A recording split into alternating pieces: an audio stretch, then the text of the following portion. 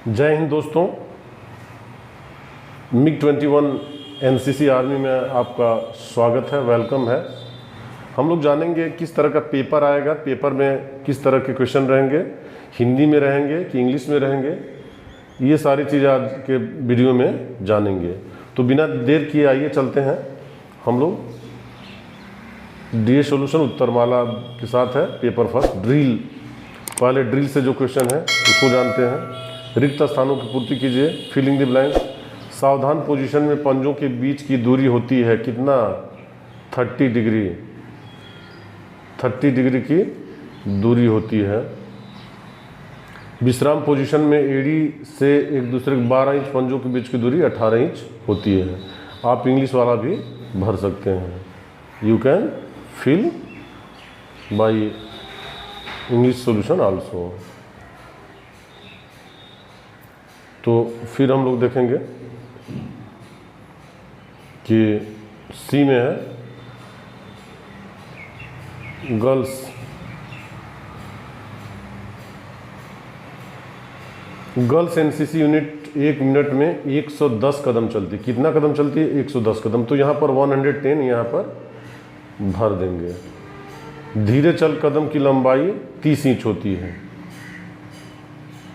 The length of the step in slow March is 30 inch. खुली line में अगली line से पिछली लाइन का फासला 5 कदम होता है। तो हमने देखा कि 30 डिग्री है, 12 इंच से 18 इंच, 110 कदम, 30 इंच, 5 कदम। इस तरह से पहला प्रश्न पूरा हुआ।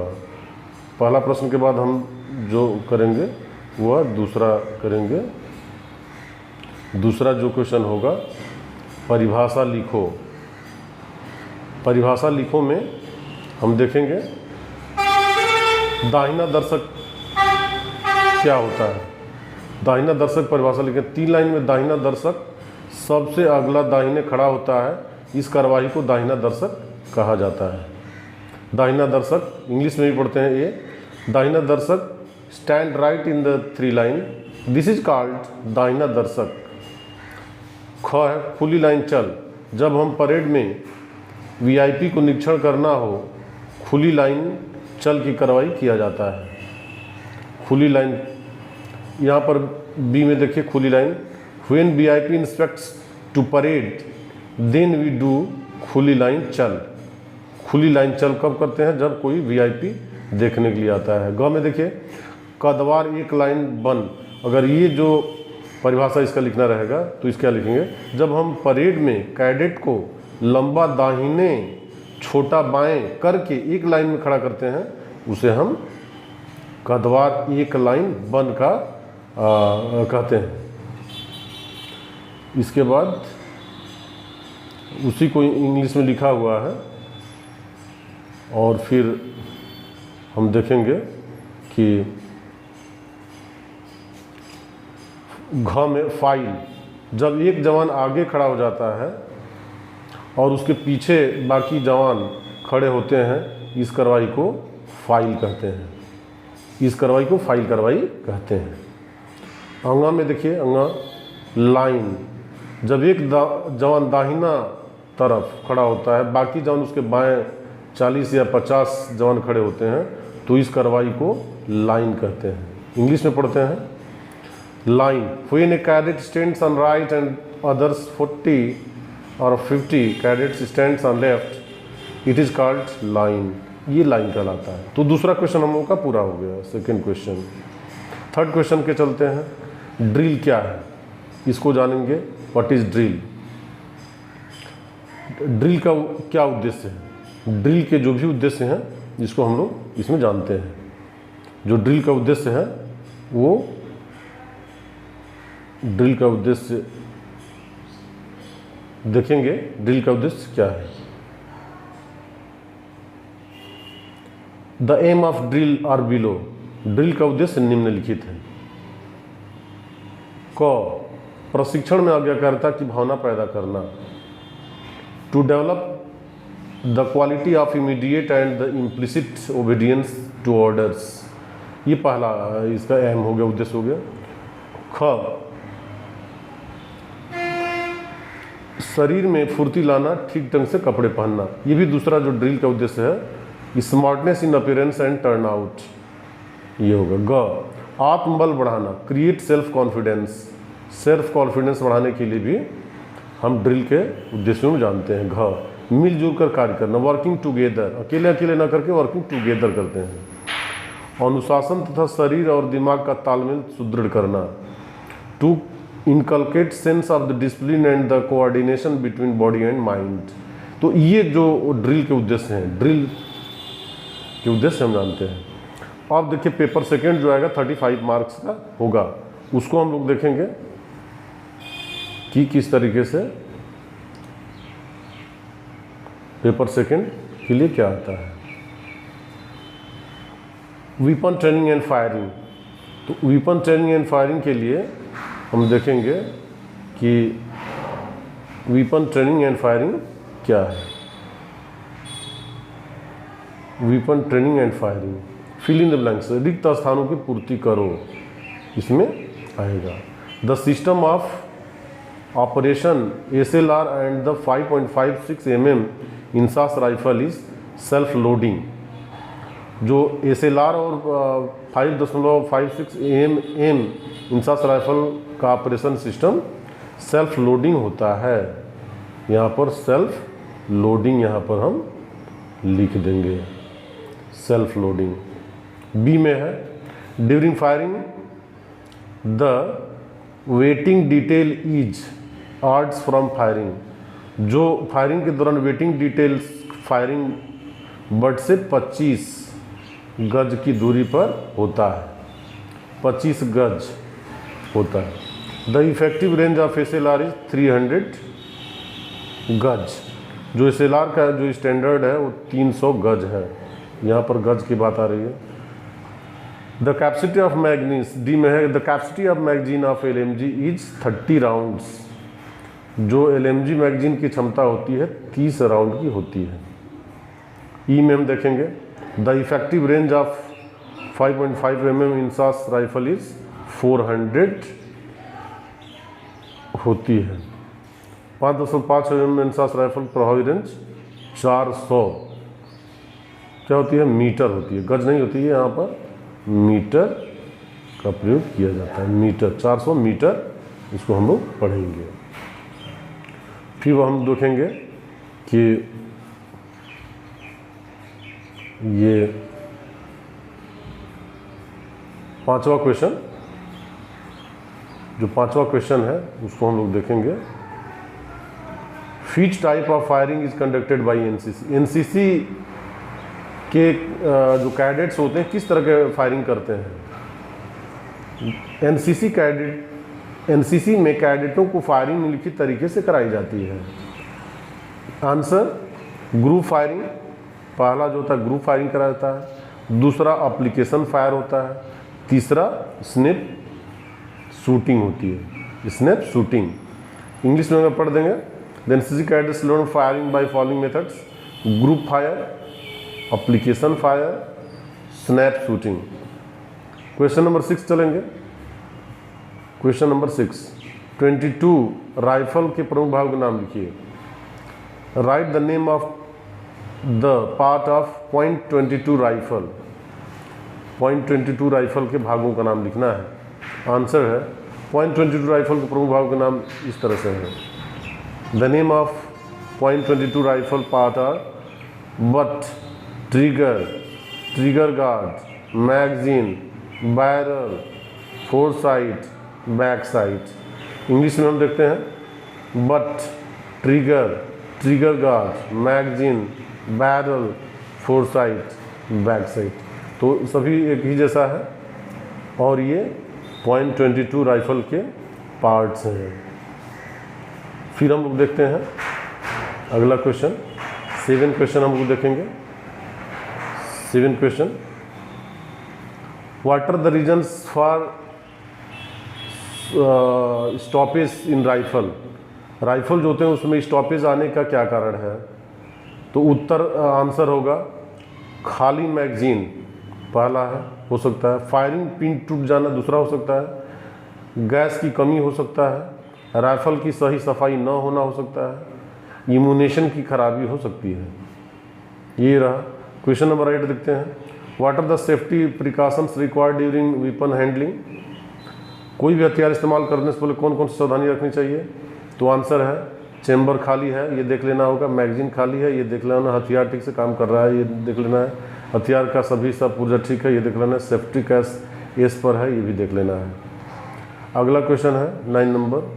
762 MML MG कितने भागों में खुलती है? नाम लिखिए।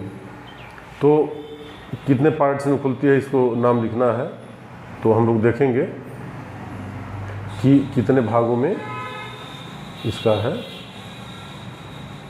तो आंसर है, जो आंसर इसका होगा हम लोग देखेंगे। Piston group, barrel group, bipod group, body group, butt group, इतने ये भागों में खुलती है। इसके बाद जो पेपर थर्ड है, पेपर हम थर्ड देखेंगे।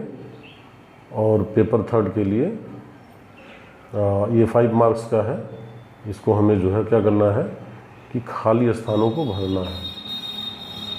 तो खाली स्थान कैसे भरेंगे हम देखेंगे यहाँ पर। Filling the blanks. ADG NCC निदेशालय उत्तर, उसका नाम क्या है? तो मेजर जनरल साजिद जेठल, ये निदेशालय का नाम है। ख है NCC का स्थापना कब हुई थी? तो 1948 में हुई थी, ये भर देंगे। NCC कैडेट्स की कंपनी में कितने कैडेट होते हैं? 160 कैडेट होते हैं। स्ट्रेंथ ऑफ 1 NCC कंपनीज 160 का एक कंपनी बनता है। 60% से 75% तक वालों को B सर्टिफिकेट परीक्षा में B ग्रेड दी जाती है। जिसका जो मार्क्स 60 से 75 के बीच में होगा उसे B सर्टिफिकेट में भी जो है ग्रेडिंग कौन सी मिलेगी? तो B मिलेगी। 75 से अबव वाले को A मिलेगी। तो ये रहा, देख लिया हम लोग। फिर देखेंगे नेशनल इंटीग्रेशन। नेशनल इंटीग्रेशन, राष्ट्रीय एकता से प्रश्न जो आया है उसको देखेंगे। राष्ट्रीय एकता में विघटन करने वाले 5 तत्व का नाम लिखिए। जो राष्ट्रीय एकता नेशनल इंटीग्रेशन है, ये आप पढ़े होंगे क्लास में, NO सर पढ़ाए होंगे। राष्ट्रीय एकता का विघटन करने वाले 5 तत्व लिखते हैं। The name of 5 elements hindering national integration are. क्षेत्रीयता की भावना, भाषावाद, जातिवाद, राजनैतिक दल, विदेशी तत्व, आर्थिक असमानता, सांप्रदायिकता। इसमें रीजनेबल में बताया था कि एक दूसरे क्षेत्र को अपने महत्व देते हैं। भाषा की समस्या रहती है, कास्टिज्म होता है, पॉलिटिकल पार्टी हस्तक्षेप कर सकती है, फॉरेन हैंड हो सकता है, और फाइनेंशियल स्टेटस भी अलग हो सकता है, कम्युनलिज्म, एक दूसरे धर्म को देख करके। और ये भावनाएं जो है राष्ट्रीय एकता के लिए बाधक हैं। तो हम लोग जो है देखेंगे। फिर नेशनल इंटीग्रेशन के बाद क्वेश्चन जो 12वां है इसको देखेंगे हम लोग। 12 क्वेश्चन। निम्न स्थान से राज्य में स्थित है। कौन सा स्थान कहाँ पर है? तो हरिद्वार कहाँ स्थित है? तो उत्तराखंड में स्थित है। सारनाथ बनारस के पास है, ये उत्तर प्रदेश में है। अमरनाथ की गुफा जो है वहाँ पर भगवान शंकर की गुफा है, जिस जम्मू कश्मीर में है। स्वर्ण मंदिर वो अमृतसर पंजाब में है। गोल्डन टेम्पल अमृतसर, उसी को स्वर्ण मंदिर कहते हैं। गेटवे ऑफ इंडिया मुंबई यानी कि महाराष्ट्र में है। राष्ट्रीय एकता के सहायक 5 तत्वों के नाम लिखिए। वही जो नेशनल इंटीग्रेशन के जो सहायता करने वाले 5 प्रश्न हैं, 5 तत्व कौन कौन से हैं, तो उसको हम लोग देखते हैं कि वो कौन कौन से 5 तत्व हैं। आइए देखते हैं 5 तत्व कौन कौन से हैं। आंसर होगा राष्ट्रीय एकता में सहायक 5 तत्व निम्नलिखित हैं। The name of 5 elements helping national integration are,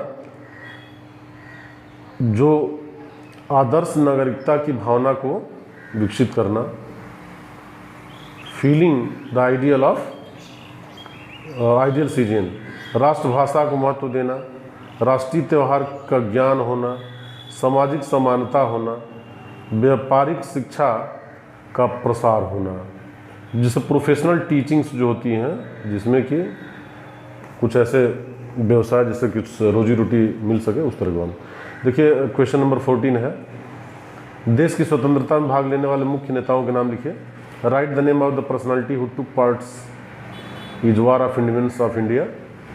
तो आप तो बहुत लोग पढ़े हैं, महात्मा गांधी लिख सकते हैं, सुभाष चंद्र बोस लिख सकते हैं, जवाहरलाल नेहरू लिख सकते हैं, चंद्रशेखर आज़ाद लिख सकते हैं, भगत सिंह लिख सकते हैं। तो इस तरह से ये जो है स्वतंत्रता के आज़ादी में इन्होंने जो है बहुत स्वतंत्रता में कराने में बहुत बड़ी भूमिका निभाई है। फिर हम लोग देखते हैं अगला प्रश्न कौन सा है। पर्सनालिटी डेवलपमेंट से क्वेश्चन जो है हम लोग जानेंगे। पर्सनालिटी डेवलपमेंट से क्वेश्चन कौन कौन से हैं। Write down any 10 leadership traits, जो नेतृत्व के 10 गुण हैं उसको लिखिए।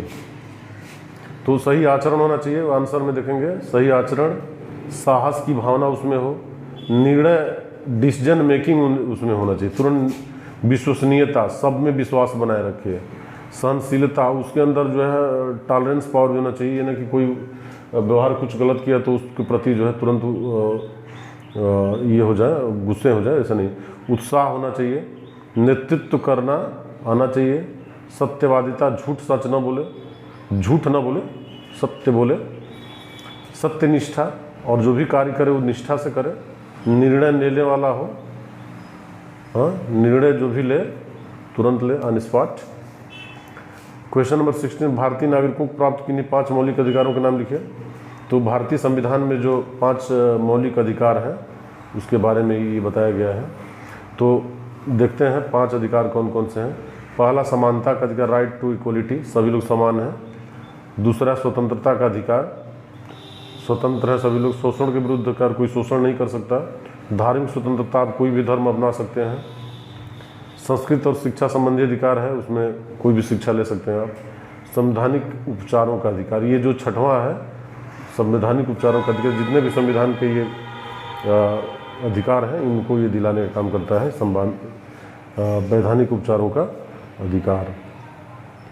तो हम लोग देखते हैं कि फिर अगला क्वेश्चन 17वां नंबर कौन है। 17th है, what are the 10 duties of good citizen. Good citizens के जो 10 कौन कौन से कारण हैं। What are the 10 duties of good citizens, एक अच्छे नागरिक के 10 कर्तव्य लिखिए। भारतीय संविधान में जो ड्यूटीज दी गई हैं उसके बारे में है। पहला है संविधान, इसके आदर्शों, राष्ट्रध्वज, राष्ट्रीय गीत एवं राष्ट्रीय ज्ञान का सम्मान करना। ये करना है पहला कि राष्ट्रध्वज का सम्मान का तिरंगा है। दूसरा है राष्ट्रीय स्वतंत्रता संग्राम को प्रेरित करने वाले महान आदर्शों को संजो कर रखना तथा अपने जीवन में अपनाना, जो राष्ट्रीय आदर्श हैं, महान आदर्श। ग है भारतीय संप्रभुता, एकता और अखंडता को बनाए रखना, रक्षा करना। संप्रभुता यानी देश की जो एकता है और अखंडता है उसको बनाए रखना है। घ में है देश की रक्षा करना तथा आह्वान पर राष्ट्रीय सेवा के लिए तैयार रहना है। जैसे एनसीसी तो राष्ट्रीय सेवा के लिए तैयार रहते ही हैं, इसमें ये मेन जो कर्तव्य है भारतीय नागरिकों के। भारत के सभी लोगों के बीच धार्मिक, भाषाई भेदभाव से ऊपर उठकर सद्भाव, आपसी भाईचारे की भावना को बढ़ावा देना है। च में है देश के सभी संस्कृतियों का सम्मान करना और संरक्षण करना। 6 में प्राकृतिक पर्यावरण जिसके अंतर्गत वन, झील, वन्य जीव इत्यादि उनकी रक्षा करना, ये कर्तव्य है। इसके बाद है वैज्ञानिक दृष्टिकोण वैज्ञानिक मनोवृत्ति, मानववाद, सुधार और प्रगति विकसित करना। सार्वजनिक संपत्ति की सुरक्षा के अंदर हिंसों से दूर रहना। जो भी सार्वजनिक संपत्ति है, जैसे रेलवे है, सरकारी बस है, सरकारी स्कूल्स हैं, उसको क्षति न पहुंचाना, ये सार्वजनिक संपत्ति होते हैं, पब्लिक। 10वां है सभी व्यक्तिगत और सामूहिक कार्य क्षेत्रों में उत्कृष्टता लाने का निरंतर प्रयास, मैंने बेटर करने का, हमेशा बेस्ट करने का प्रयास करना चाहिए। तो एक अच्छे नागरिक का समाज के प्रति कर्तव्य लिखिए। और ये 18वां क्वेश्चन है, समाज में एक अच्छे नागरिक के क्या क्या कर्तव्य होना चाहिए। ये तो संवैधानिक कर्तव्य थे। पहला है समाज में रूढ़िवादी को हटाने की कोशिश करना, रूढ़िवादिता जो है हटाना चाहिए।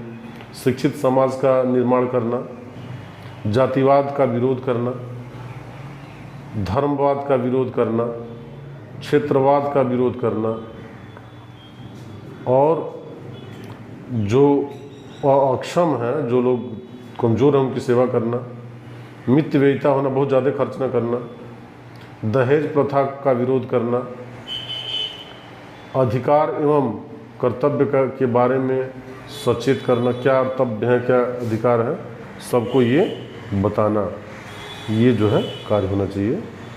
इसके बाद देशभक्ति की भावना विकसित करना चाहिए। अब देखेंगे हम कि name 2 different leadership styles and describe etch in brief. नेतृत्व प्रकार के नाम लिखो तथा उसका संक्षिप्त वर्णन करो। कौन कौन से नेतृत्व प्रकार होते हैं? तो ऑटोक्रेटिक होता है, डेमोक्रेटिक होता है, लेसिस फेयर होता है। मनोबल पर एक संक्षिप्त टिप्पणी लिखिए। यहाँ पर जो है लिखने के लिए आया है, तो मनोबल क्या होता है, इस पर टिप्पणी जैसे लिख दिया। उत्तर है ये, प्रश्न आपको इतना ही आएगा, जब आपको मिलेगा तो इतना। मनोबल एक गुण है, उत्तर में देखते हैं, मनोबल एक गुण है जो किसी सैनिक की मानसिक शक्ति से संपन्न होती है तथा जिसे उसकी आंतरिक विशेषताओं को जागृत करके उत्पन्न किया जाता है। मनोबल का अर्थ है विभिन्न प्रकार के रुकावटों के होते हुए भी एक दृढ़ संकल्प तथा उत्साह के साथ लक्ष्य प्राप्त करने की अंतिम इच्छा होना। अर्थात मनोबल किसी लक्ष्य विशेषताएं, लंब सख्त लक्ष्य पर पूर्ण निश्चय एवं जोश के साथ ठहरने की क्षमता है। यह उदासीन भावना के विपरीत है। यह उदासीन भावना के बिल्कुल विपरीत ये होता है। अब देखिए हम लोग जानेंगे डिजास्टर मैनेजमेंट पर। डिजास्टर मैनेजमेंट क्या होता है? List any 5 types of natural calamities. तो नेचुरल कैलामिटीज जो होती हैं वह कौन कौन सी होती हैं? किन्हीं 5 प्राकृतिक आपदाओं के नाम लिखिए। तो हम लिखेंगे भूकंप, 5 ही लिखने के लिए कह रहा है, भूकंप। दूसरा लिख देंगे जो बाढ़।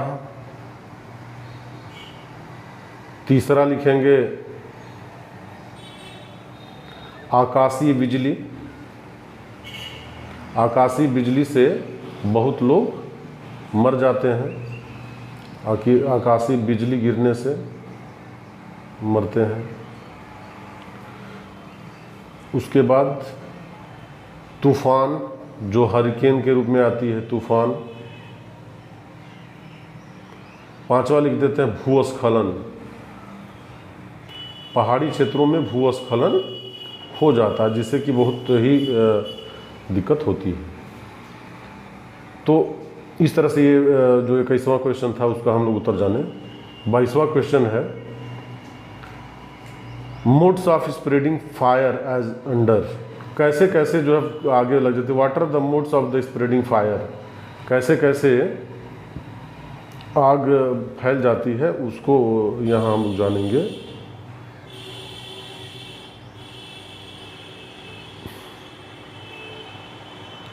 मोड्स, संवारण विधि से मध्यस्थ वस्तु द्वारा ऊष्मा का परिवर्तन संवारण कहलाता है। जैसे धातुएं जलती नहीं हैं, इनके उष्मा से आने वाली वस्तुओं को जला देती हैं। संवहन विधि, गैस या धुएं से होने वाले ताप के परिवर्तन को संवहन करती, इसी के द्वारा आग ऊपरी मंजिल गर्म धुएं पहुँच कारण होती है। कन्वेंशन या ये संवहन विधि होता है। रेडिएशन या विकिरण, विकिरण का अर्थ है मध्यस्थ साधन अर्थात वायु तृप्त के बिना अग्नि के स्रोत से ऊष्मा को प्रवर्तित करती है। आग का प्रभाव जलाई जाने वाली वस्तु के बीच विकिरण पर्दा डालकर कम किया जाता है, कम किया जा सकता है। रेडिएशन प्रत्यक्ष ज्वलन, जिसको रेडिएशन कहते हैं। प्रत्यक्ष ज्वलन उपरोक्त 2 या 3 घटकों अर्थात समदर्ण विकिरण से मिलकर बना हुआ है।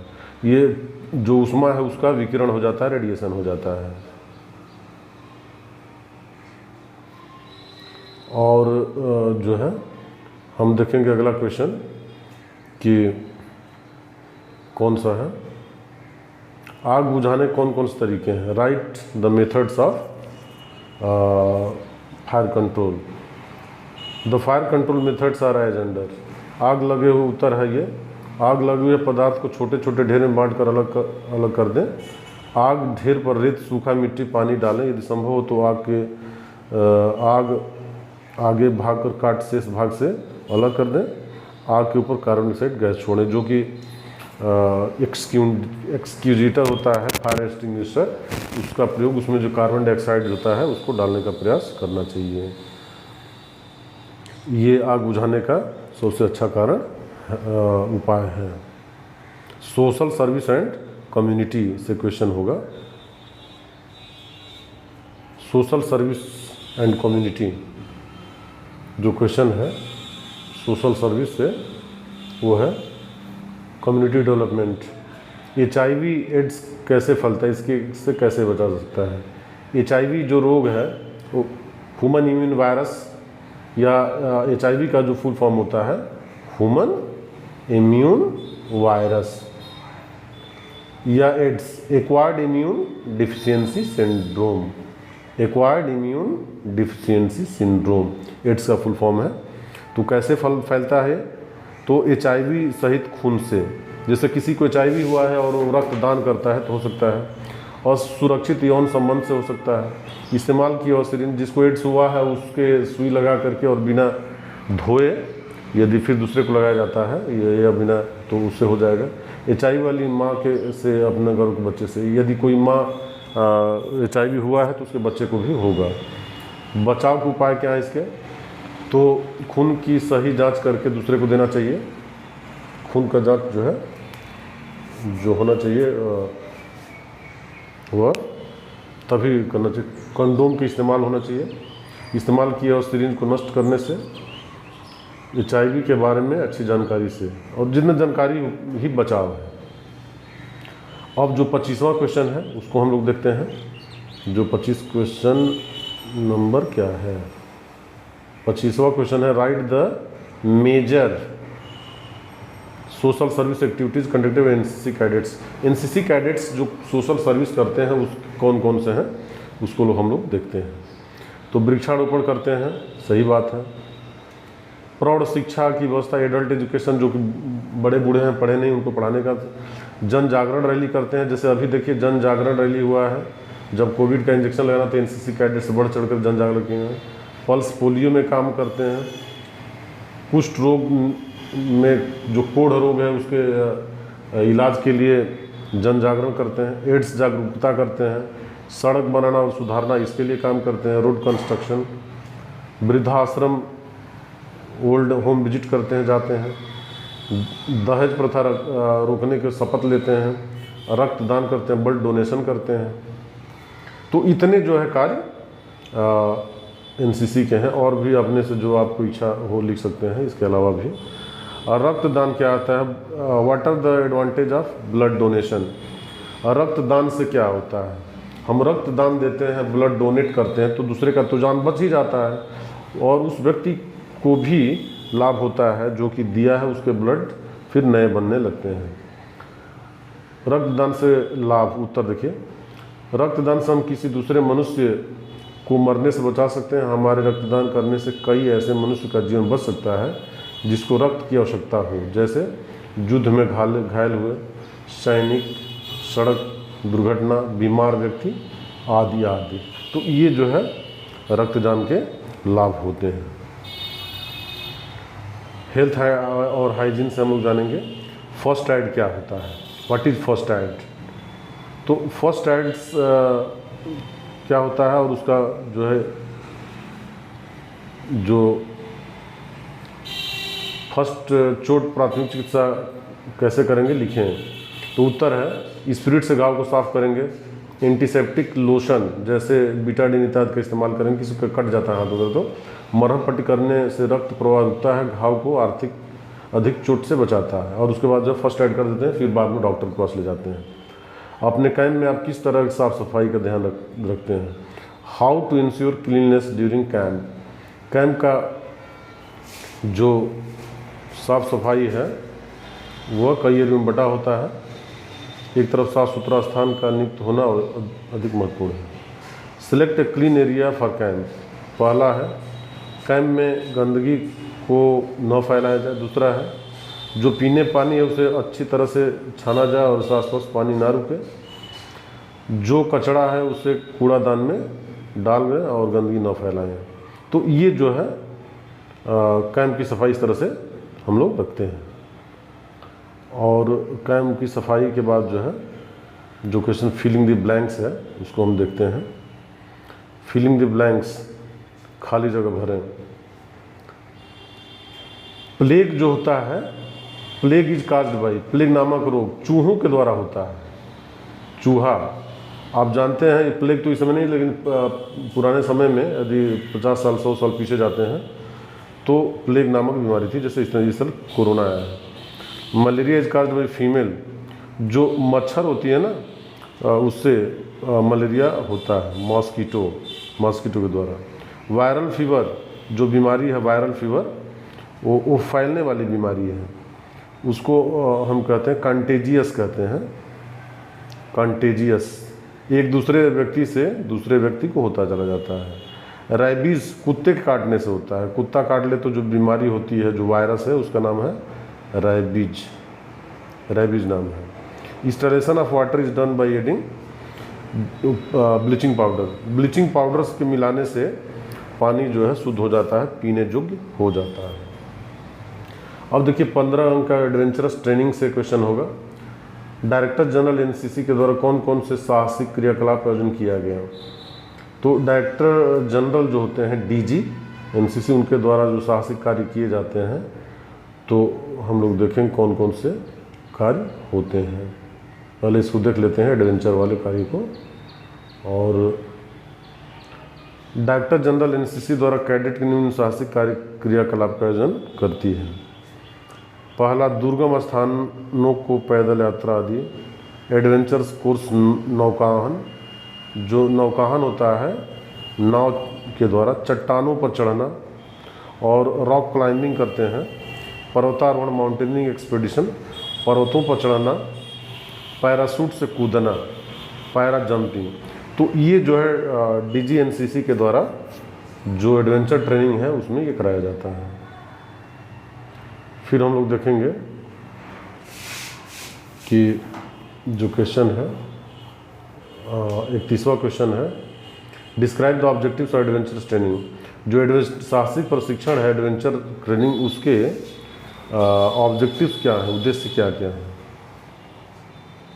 तो आंसर देखेंगे हम लोग कि उसके जो साहसिक प्रशिक्षण का उद्देश्य निम्न है। एडवेंचरस ट्रेनिंग, एडवेंचर अभी बताया कि माउंटेन क्लाइंबिंग, पैरा जंपिंग या नौकायन, ये सब चीज़ें हैं। तो उसके क्या लाभ हैं? तो पहला लाभ है कैडेट को अपने अंदर छुपी शक्ति से परिचित करना। जो कैडेट्स होता है वो उसके अंदर साहस की भावना होती है और छुपी हुई शक्ति बाहर आती है और दम्य साहस और विश्वास की भावना पैदा होती है। कोई ऊपर से आदमी छलांग लगा रहा है तो उसके अंदर साहस है, कुछ करने की तमन्ना पैदा करना और उसके अंदर जो है कुछ करने की भी जो है इच्छा, दृढ़ इच्छा होती है। तो कैडेट से नेतृत्व गुणों का विकास भी होता है। जो व्यक्ति साहसी होता है उसमें नेतृत्व क्षमता होती है। साइकिल अभियान से आप क्या समझते हैं? 32वां क्वेश्चन है, what do you mean by cycle expedition?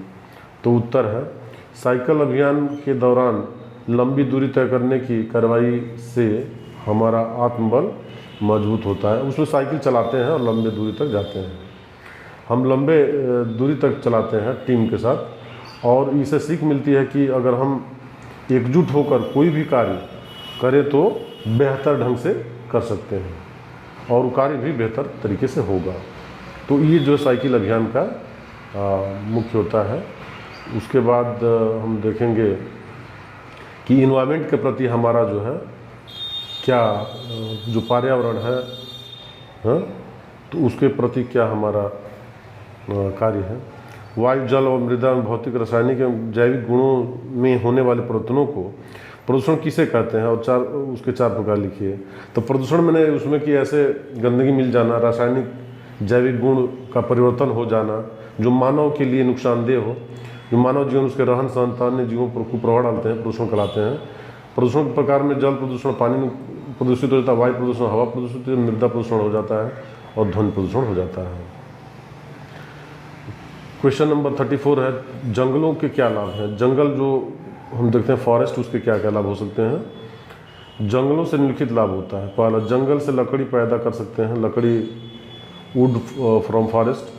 जंगल से घास पैदा कर सकते हैं, जंगल के कारण ऑक्सीजन प्राप्त होता है। जंगल से लकड़ी जलाकर हम ऊर्जा प्राप्त कर सकते हैं। अब बाधा जो प्रशिक्षण है उसको हमें देखेंगे कि ऑब्स्टेकल ट्रेनिंग क्या है। Right main types of obstacles. तो मेन टाइप्स ऑफ ऑब्स्टेकल कौन कौन से हैं। कुदरती ऑब्स्टेकल्स, नदी, नाला, पहाड़ की कटिंग, खाई, टंग, घाट। बनावटी, सुरंगें, बूबी ट्रैप्स, तार, रोड बंद करना, ये जो है बनावटी यानी कि मानव निर्मित है और वो जो प्राकृतिक है। अब आर्म फोर्सेस से क्वेश्चन करेंगे। अब ये लास्ट ही चल रहा है, उसमें हम देखेंगे कि अब ये जो है लास्ट जाएगा।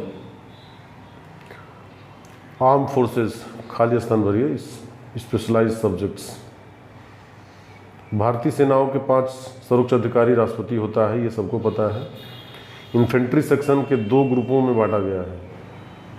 LMG ग्रुप में 2 जवान होते हैं। LMG जो ग्रुप बनाया गया है उसमें 2 जवानों को रखा जाता है। और भारतीय सेना की जो उत्तरी कमान है वो कहाँ है, तो वह उधमपुर में है।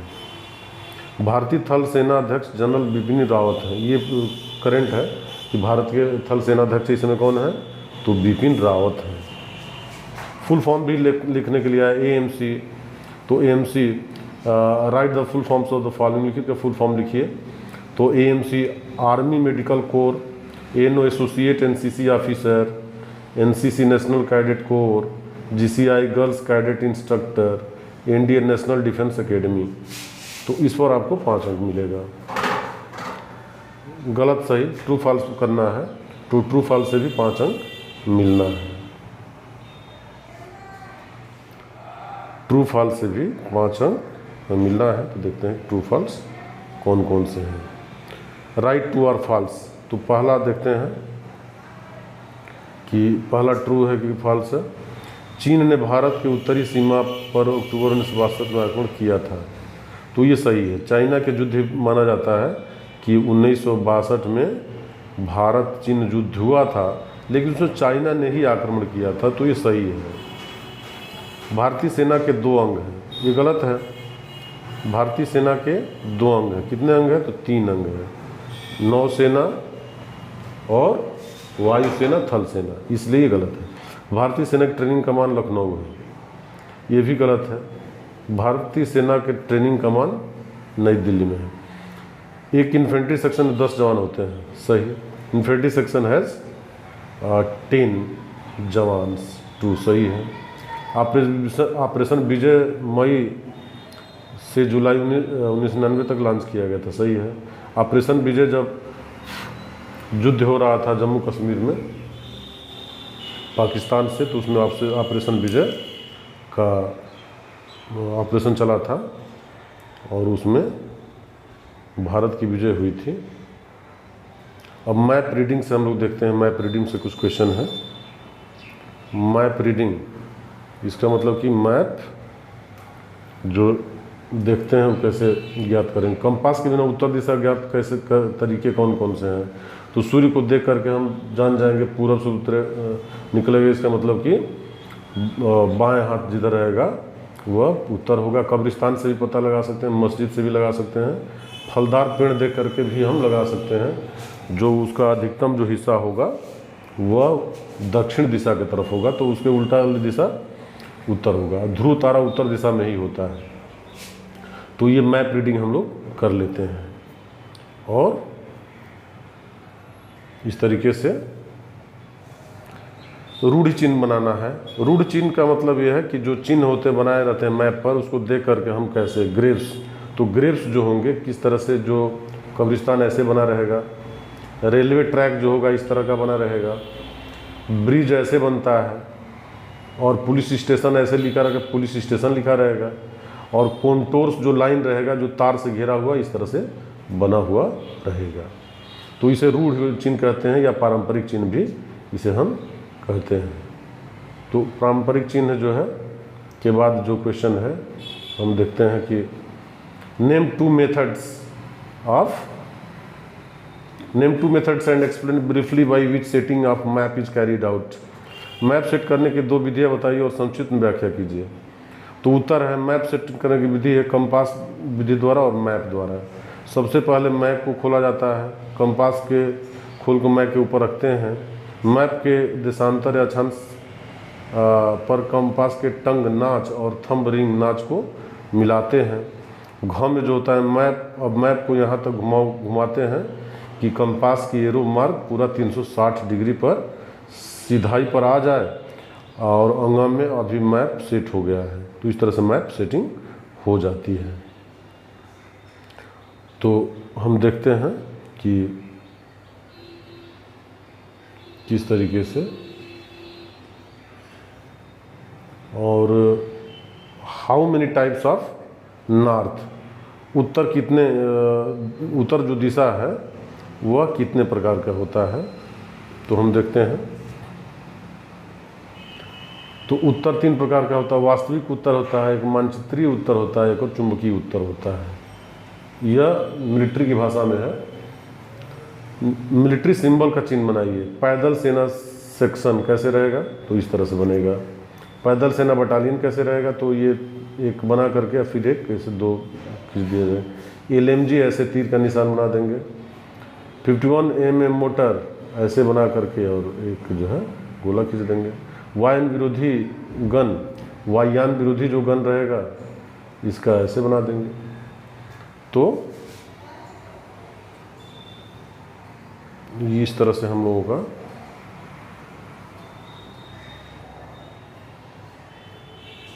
देखेंगे कि फील्ड क्राफ्ट से भी क्वेश्चन है।